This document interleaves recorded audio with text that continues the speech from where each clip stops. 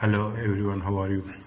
Welcome back. It's right. It is in continuation with the chapter 16. Okay, dividend policy, which we have been started last time. In continuation with that, just we have to make sure that what are the things we have covered. We are covering the concepts of theories of dividend policies. Okay, they said that they are going to be there are three main theories. Okay, three main theories with respect to the dividend policies, which will have impact on the dividend. There is the first one we have covered in the last session, that is the dividend irrelevance policy. Okay, a very quick review of that one. What the Modigliani-Miller theory says that provided how the irrelevant, whether it is relevance or it is irrelevant to the shareholders.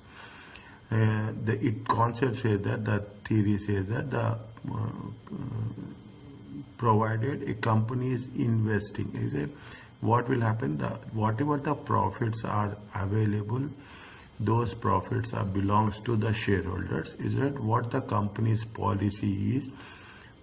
Companies investing in all the positive NPVs. Okay, they will evaluate and they will invest in all the is it? See, it will make no difference to the shareholder whether the projects are funded with the cut in dividends or by the additional funds from the outside sources.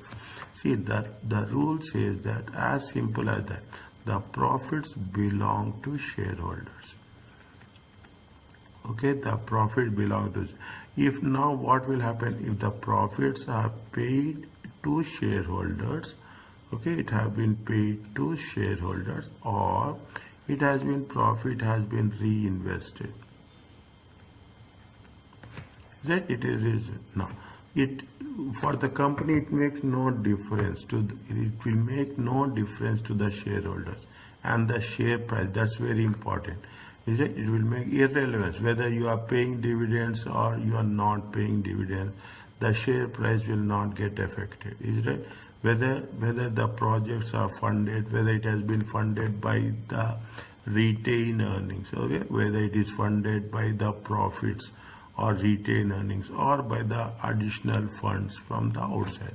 What the core concept say, as a result of if we are getting the finance from outside, external sources, either in terms of borrowings, okay, basically borrowings, instead of using retained earnings, there would be a reduction in the value of each share. If you are getting finance from the external sources, what is the impact? It will have the reduction in the value of each share. See, the Modigliani-Miller argued that reduction will be equal to the amount of dividend paid. See, if you are getting the resources from the outside, assume you need $10,000, is it, for a project, okay, which has having a positive NPV. When you need $10,000 for a project which is having a positive NPV, if you are getting it from the internal sources without paying the dividends, okay. If you are getting from the external sources, what will happen? If you are getting from the external sources, assume that you are getting it from a loan, okay. When you are getting it the loan, what will happen? You have to pay the interest amount. By the time you pay the interest amount, what will happen? The profits will decrease. Is it the profits will? That's the most important thing. What is the Modigliani-Miller argued that if you are getting the resources from the external sources, it will be the profit, the interest will decrease proportionately. It is an assumption. Whatever the amount of interest you are paying, the proportionate amount will be decreased. Okay, so whether you are funding internally or you are funding externally, Is it right? It doesn't make any difference to the shareholders. Okay. If you are funding internally also, the shareholders will forego, okay, will forego the dividends for the current period. If you are borrowing from the outside, it will have also decreased the profits as well. Is that this is the concept of a irrelevance. Okay. Now coming back to the residual theory. Residual means whatever is left over. This theory is closely related to MNN, but it is by a different author. Okay, this theory is closely related to Modigliani Miller, but recognize the cost involved in raising new finance. When you go for a new additional finance, okay, definitely there is a underwriting fee will be there. Okay, there will be underwriting fee. There will be a processing fee will be there. Is it? There will be a legal charges will be there. Commission will be there. Okay, there are so many things. Is it? Legal charges will be there. There will be a you have to give some commission. Is it right? You have to. Okay, promotion expenses will be there. Okay, there will be. The theory is closely related to them, but recognize that there is a cost involved in raising. It argues that dividends themselves are important, but the pattern of them is not. See, dividends are important. Is that they have another way of putting the thing. They say that, see, actually what they have, if the company is paying dividend, that's important. Okay, sometimes the residual means leftover. Sometimes they will pay more dividends wherever they have more residuals. Okay, when they don't have more residuals, they will pay less dividends. It is at the discretion. Okay, very, very important. This is at the discretion of management. Okay, this is at the discretion of the management to pay. But fine, in some cases people will agree, and in some cases shareholders will not agree. We will see in the cost of capital in the next cost of capital that the market value of the share will equal the present value of the future cash flows. How it is going to affect the value of the share. What the residual theory argues that the present value of the dividend streams, okay, remains the same. Is that the timing of the dividend is irrelevant? Is that the timing whether you are paying or you are paying less or you are paying more, or when you are paying it, that is relevant. But the rule says that the residual, okay, the residual argues that the present value of the dividends remains the same. We will cover in the next. Okay, automatically we'll calculate the present value of the dividend. When we are calculating the present value of the dividend, it will remain same. Okay, you are paying 10 divided $10 divided by 1.1. Okay, to the power of 1. Okay, it comes to how much? 9.09.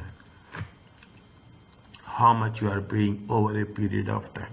That is the residual theory. Is that whatever is left over, it matters. It follows that only firms have in. It follows that only after the firm. Is it? What is the residual theory? Only after the firm is investing in all positive NPVs. Okay, positive should is it, thereby increasing the means if you are investing in all positive NPVs, you have few potential for higher dividends. Is it right? You are investing in the positive NPV projects, it will have impact in future. You will have more dividend. What it said that all positive NPV projects should a dividend be paid if there are any funds remaining. It follows that only after a firm has invested in all positive projects should a dividend be paid. Means after investing in all the positive projects, is it right? after investing in all the positive projects. Okay, here you have to make it in all positive projects should a dividend be paid. If there any funds are remaining, retention should be used for projects finance. If we are retaining the fund, use for the finance, you use for the project finance with dividends as a residual. Now you can understand what is the residual theory. Residual theory is after fulfilling all the positive NPVs, whatever the amount is remaining, that will be paid as dividend. In this way, cost of raising new finance will be minimum.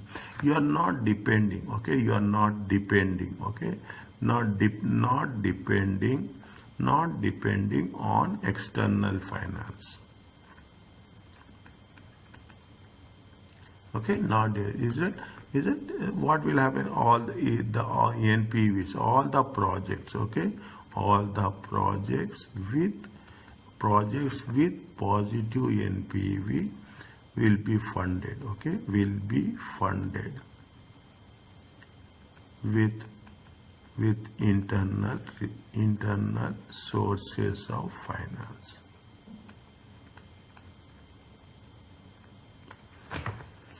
Okay, internal sources of this is fine. This is one of the theory which is mostly adopted. However, this theory still there are some assumptions that not be deemed realistic. People will they think that it's not realistic. This includes what are the conditions? You don't have any taxation, no market imperfections. Is it everywhere there is a taxation? Very few countries. Okay, we should assume that there is no taxation, no market perfect markets are there. Is it? That is the rare case.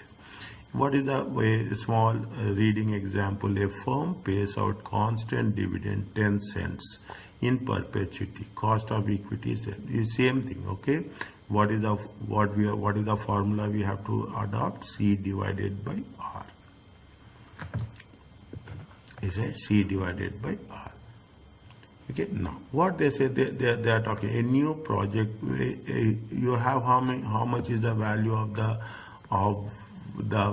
the dividend? It is 100 cents, $1. Okay, 100 cents, $1. Now what a new project opportunity, a new project came. The firm needs to cancel. They don't want to pay dividends of 10 cents. Okay, the project should earn, is going to earn how much? 10%. That is the 10 cents would be worth how much in the following year? 10% return. 10 plus 1 plus R. Okay, 10 into 1 plus 1.1. It comes next year. It will be how much? 11 cents. What is the thing? What they have said? They say that is that provided the firm then distribute. Then in the next year they are distributing 11 cents. The shareholder will have. First year what happening? First year they are not paying dividend. They are reinvesting. Okay, they are reinvesting.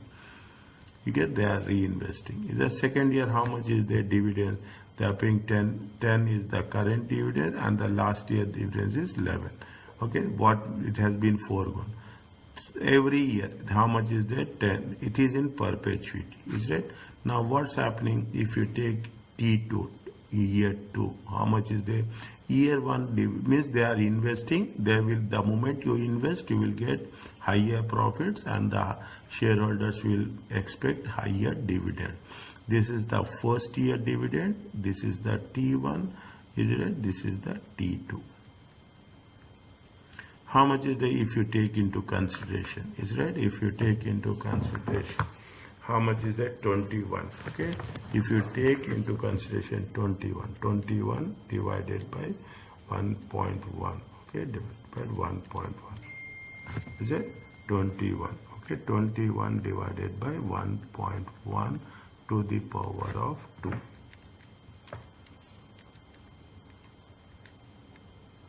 To the power of 2. How much you will get? It is a 20. This is the present value. Now what is there? You are going to have the how much it is going to be? It is that 100 divided by 1.1 to the power of 2. Okay.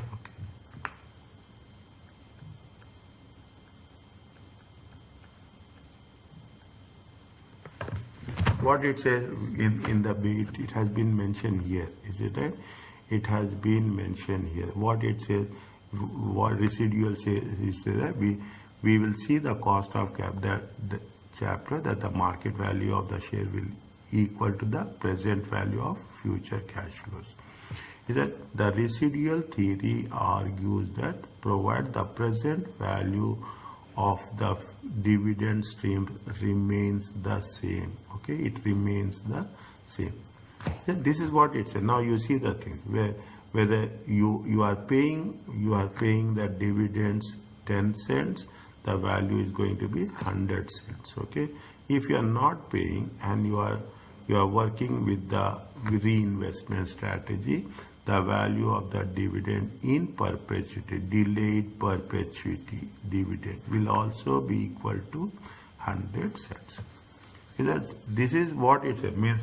If you should convince, you have to convince to the shareholders that if you are investing, the future dividends, your future cash flows will increase.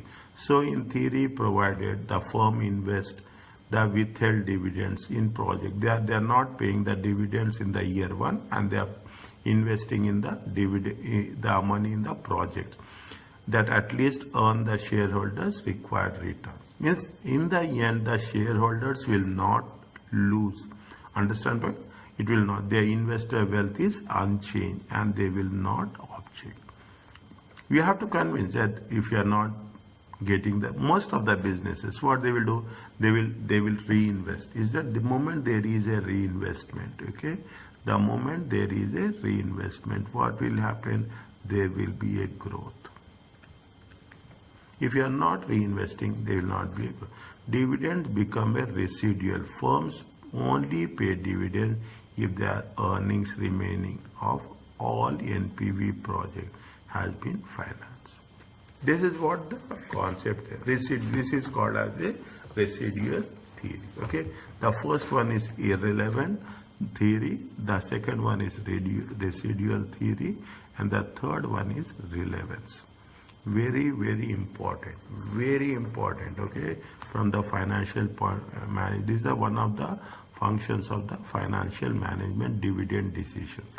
What is the relevance? Practical influence, including market imperfections. What are the market imperfections? Mean that changes in dividend policies. Is it? If sometimes you will pay more, sometimes some companies will pay more, sometimes the company pay less. Particularly reduction. There is situations where you are reducing the dividend, can have a negative effect on the shareholder.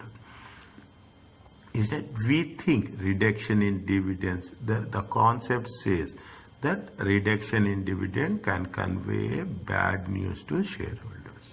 See, we are definitely, when the dividends are not paid, when the dividends has been reduced, we as a shareholder, what we think? We think that yes, the company may not have adequate profits to support the payment of dividend. Changes in dividend policy, particularly reduction, may conflict with the invest. See, you are investing. Shareholders invest with the expectations. Okay, shareholders will invest with an expectation. Is that yes, we are going to get some dividends. Okay.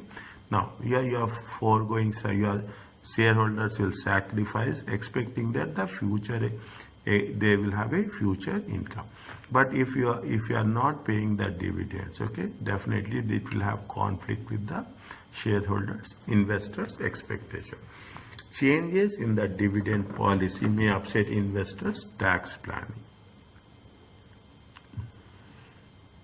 This is called as a clientele effect.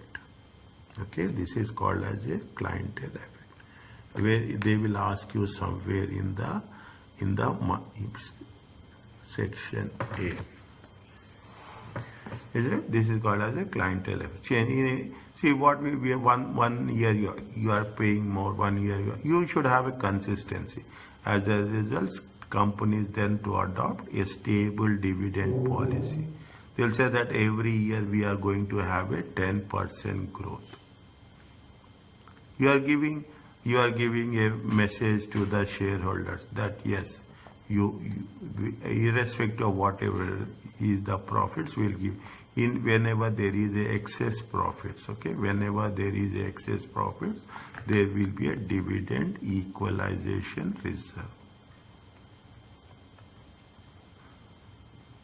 This reserve will be used whenever the if the company is the profits are fluctuating and it is going to have a negative impact, the company firm can use dividend equalization reserve to maintain the 10% growth in the dividend payments.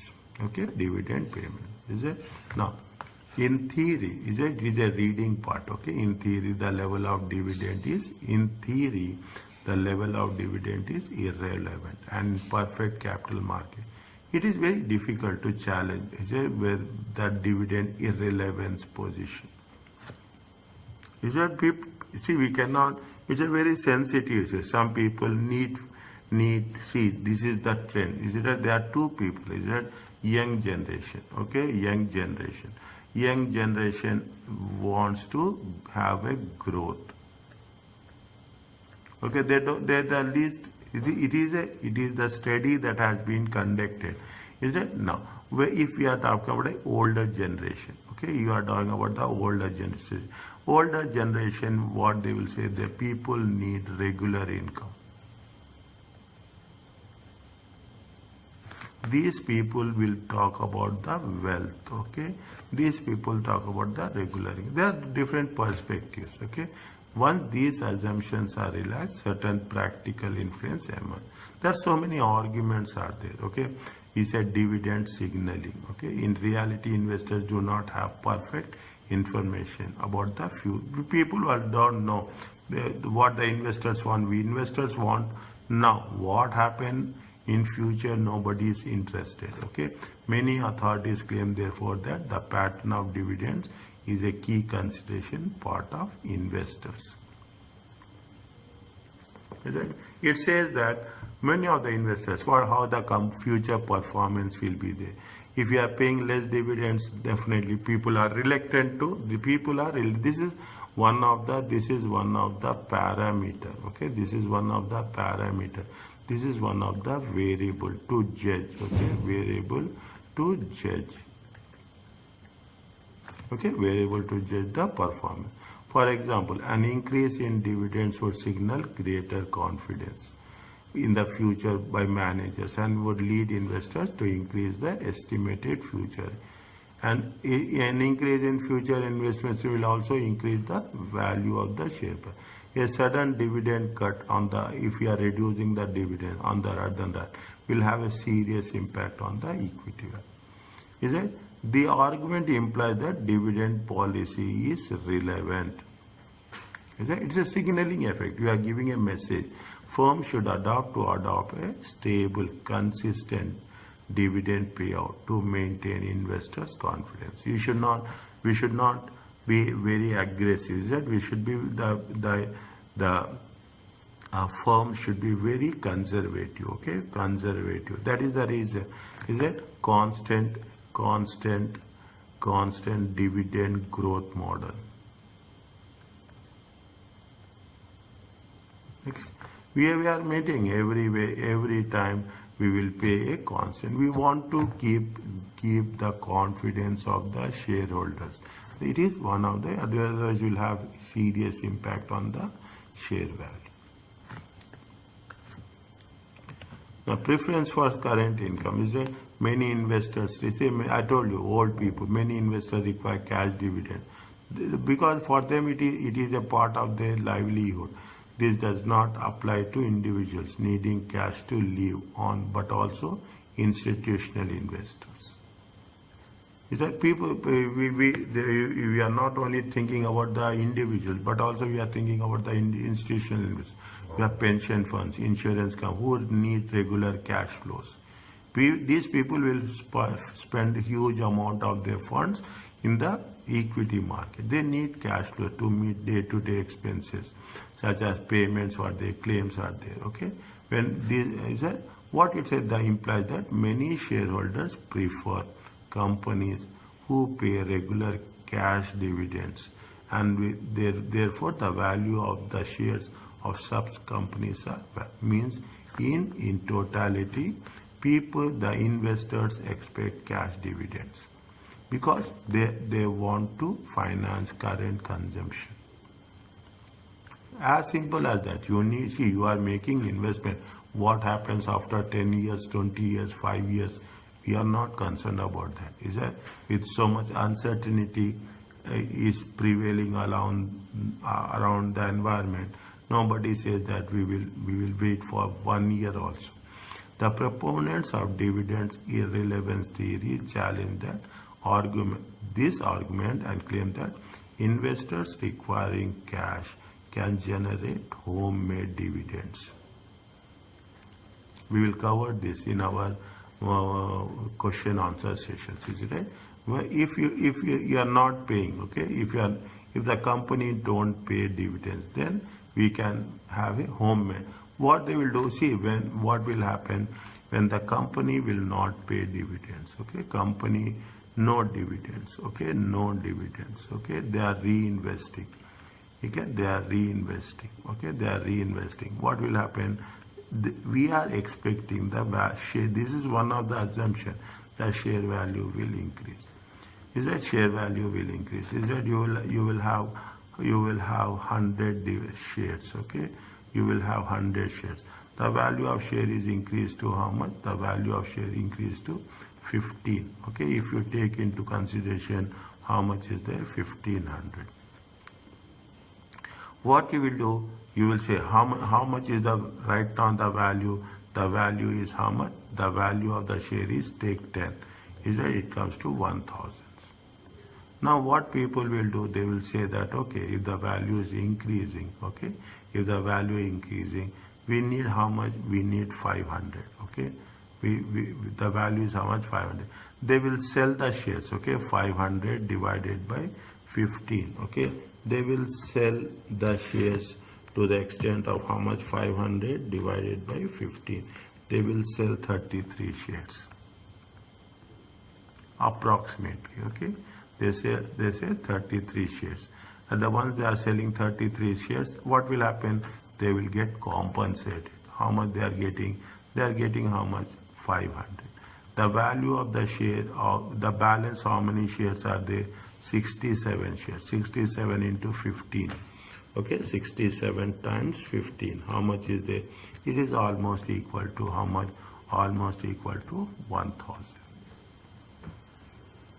This process is called as homemade dividends. Okay, this process means if the company don't pay dividends, the share investors will sell some of the shares, and the value of the share is increasing, and they will balance it in this way. Okay, this is called as a home by selling the shares. As the argument has some attraction, but it does not. They will have transaction cost. Okay, your selling expenses will be there. Is it right? This sale of shares involves some brokerage cost will be there. So it is. They say that it is an unattractive to many of the investors. These are the assumptions. Okay, these are in many situations. The income from the dividends, if you are having if you are getting the income from, in some countries, it will be taxed in different way from the income. Means you will have the capital gain tax, you have a dividend tax. Okay, this distortion is a personal. If there is a tax, the taxation rules are there. Whether there is a what they will say, they assume you have a dividend tax. Okay. Dividend tax is 15%, and you will have the capital gain tax. Okay, I'm putting in both the way. Assume the capital gain tax is 10%. Here is it. Now what people will prefer? People will prefer capital gains because they are paying less tax here. If the capital gain tax is assumed it is 20% and dividends are only 12%, then people will prefer dividend tax. Is that it is dividend? This is the way. This means wherever the tax is less, In whichever case, they prefer that type of dividend. From the corporate point of view, the further complicate the dividend decision. A different group of shareholders are likely to prefer different payout. Everyone has their own intention. Some people want dividend income, some people want capital gain income. What it says, very specific. One suggestion is that companies are likely to attract clientele of investors who favor the dividend policy. Higher tax payers prefer capital gains to dividend income. That's not just not so. It is called as a clientele effect. Okay, it is called as a means if it is a high capital gain taxes there, then you will prefer dividends. If it is a dividend tax there, you prefer capital gains. Okay. What are the other practical concern? You have legal restrictions. Rules as to distributable profits. You cannot distribute excess cash distribution. Nowadays, if you take into consideration, most of the companies will not pay dividends. Okay, automatically they will reinvest that dividend because of the environment, global in nature. Bond and loan agreements may convert some covenants, conditions that restrict that pay amount of dividends the firm. See, whenever you are issuing the bonds, whenever you are issuing the loans, what the financial institutions, banks, what the banks will put that you cannot pay more than 10% of dividend. First you have to pay the loan, then you have to repay the loan, and then you can have the freedom.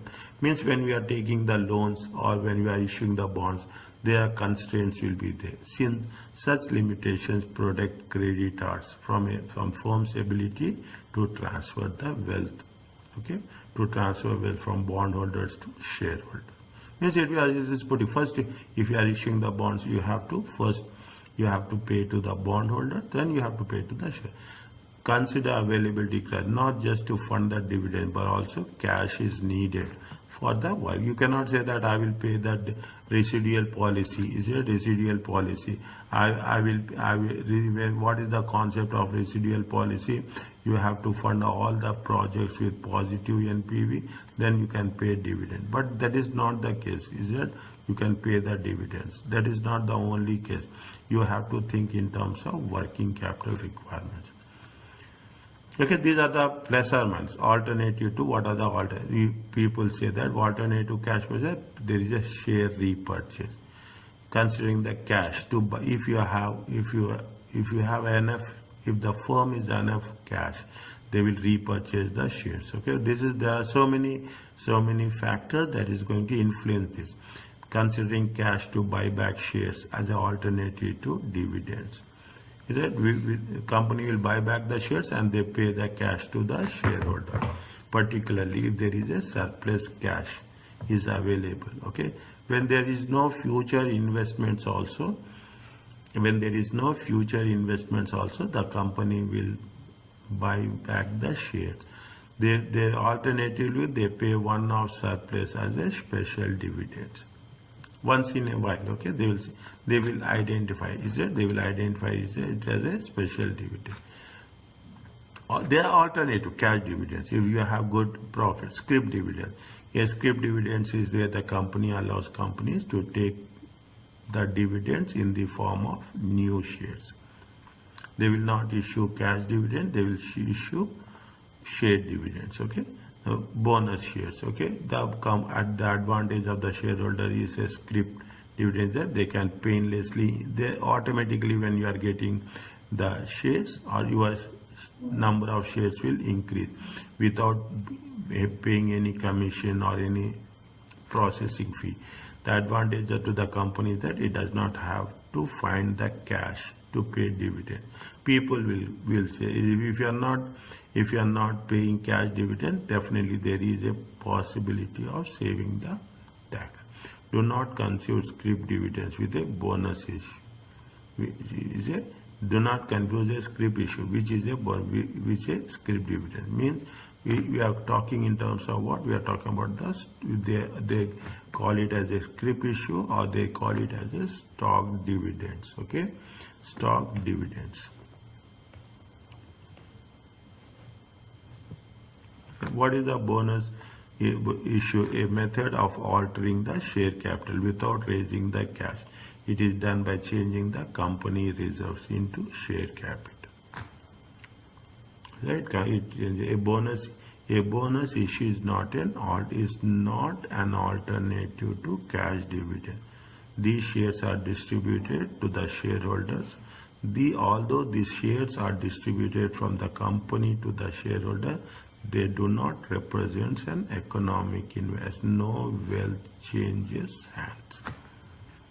Is that see, bonus issue is not an alternative. Is it only what is happening in the bonus or a scrip issue? Number of shares will increase. Okay, there is no change of wealth. Okay, there is no repurchase.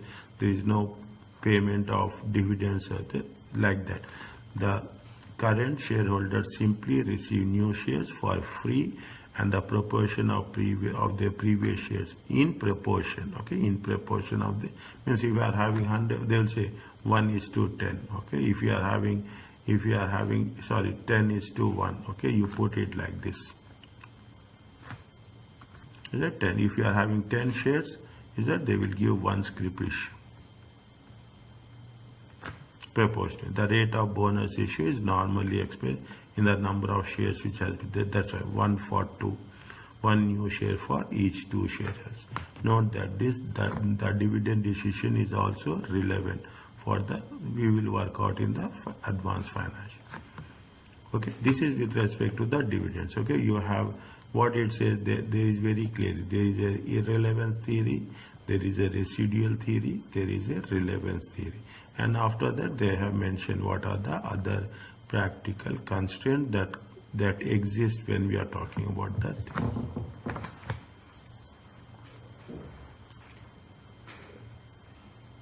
Is that in this case? Okay, in this case, what they say, the dividends as residuals. Okay, the dividends as residuals view of dividend policy is best described as.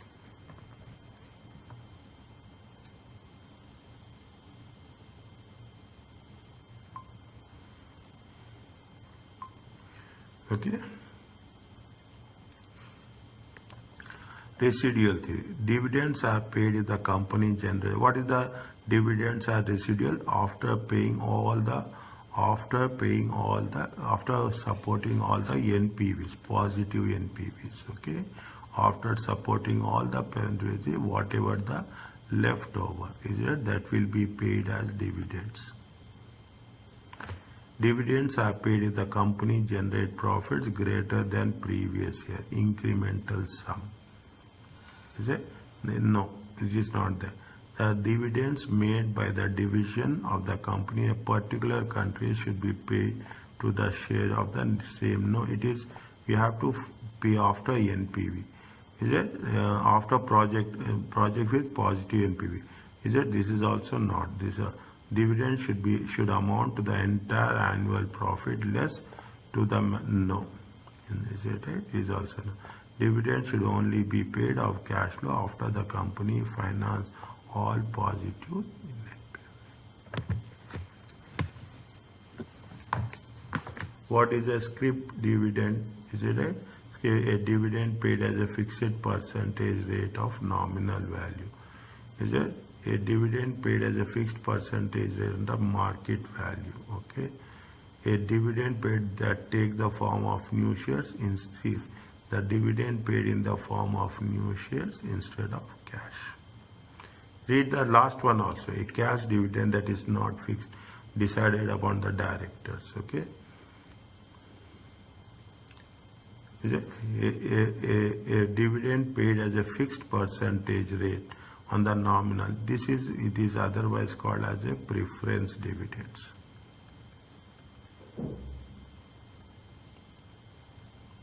Is it? A dividend paid on the market value of the shares. Is it? At a market value of the shares. Is it right? Fine. We will not take the market value. Okay. This is not. Is it? A cash dividend that is not fixed but decided upon by the directors. Is it right? And approved by the shareholder. It is a normal dividend.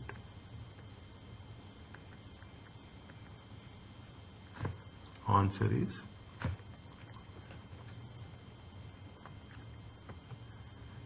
Modi Glani Miller argued that. Okay, Modi Glani Miller argued that. Is it right? It is better to have a certainty of a known dividend now than uncertainty of having to wait. Is it? They say it is better to argue that.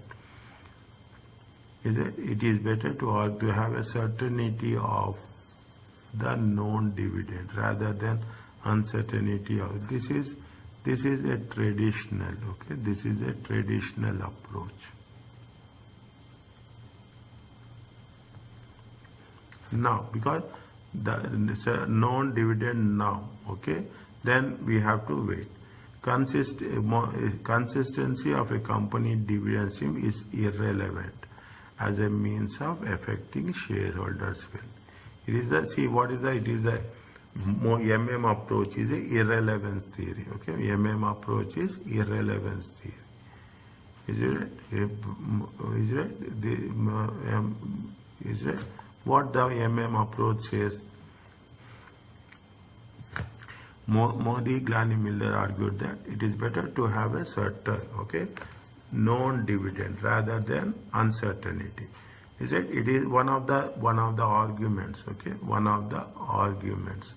Is it? What it says? Modi argued that consistency of the company dividend stream is irrelevant as a means. Is it? Relevance theory and irrelevance theory. Is it? Always. Modi Glani Miller, one of the assumptions is it is irrelevant. Is it? It is irrelevant. Is it? Whether you pay or you don't pay. Okay, the share investors have the alternatives. A reduction in dividends. Is it? A reduction in dividends can convey bad news to shareholders. It is nothing but the dividend signaling.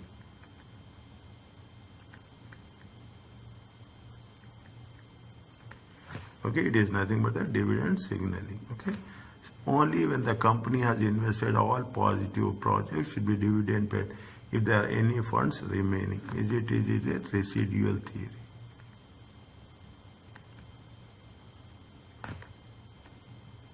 Is it? It is. What is the answer? The correct answer is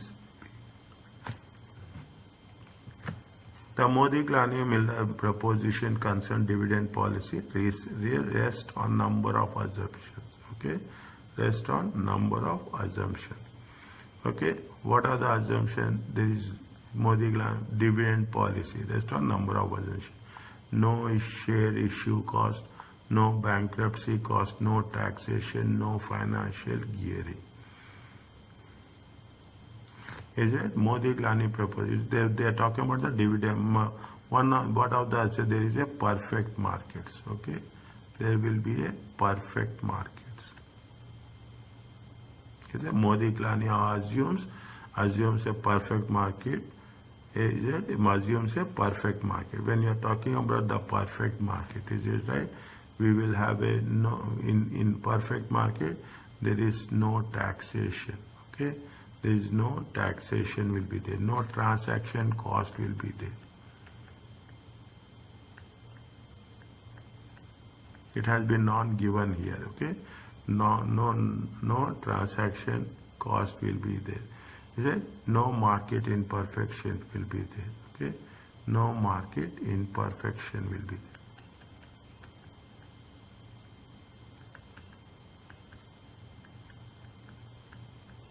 They are talking in terms of perfect markets. Is it right?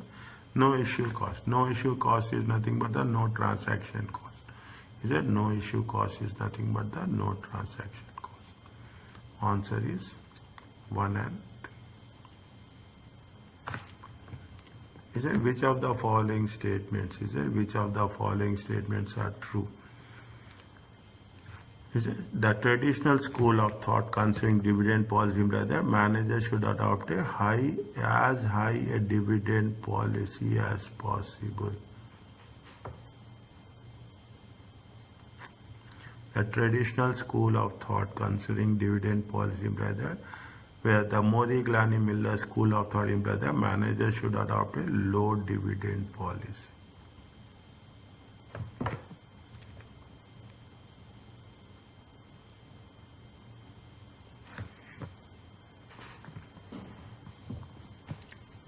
Traditional school, normally what we say, the manager should see, people want now, okay, people want now, they don't want what will happen in future.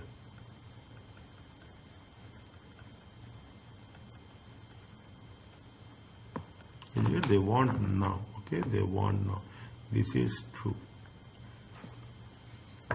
School of thought assumes that should adopt a low dividend. Is it it is irrelevant? Is it perfect markets? Okay, what the Modi Glani Miller says, Modi Glani Miller says a perfect market. Is it irrelevance theory? Okay, this is false. Answer is